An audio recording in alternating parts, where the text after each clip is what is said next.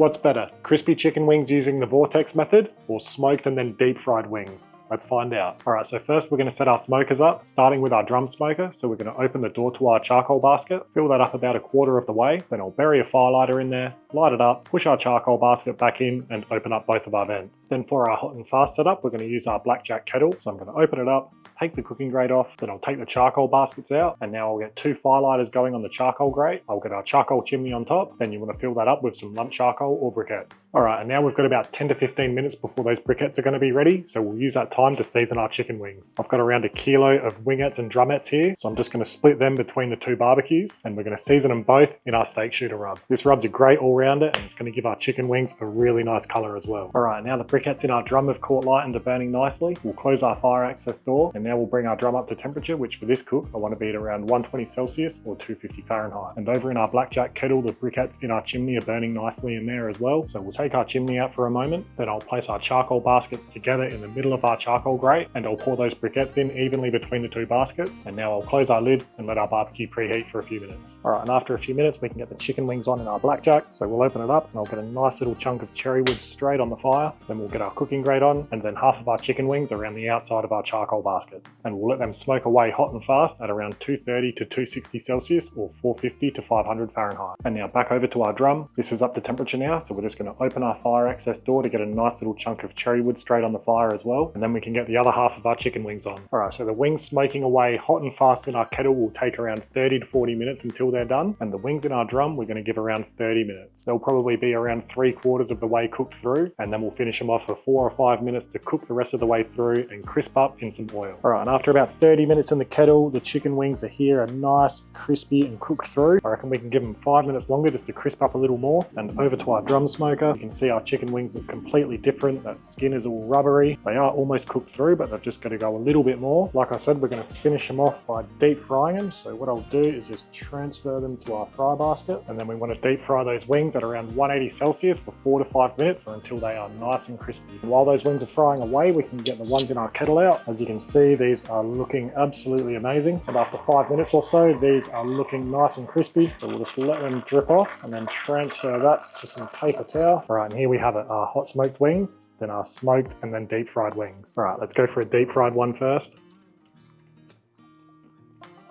That's good. We've lost a little bit of the seasoning by deep frying it, but there's still plenty of flavor there. That's a good chicken wing. And now for our kettle smoked ones.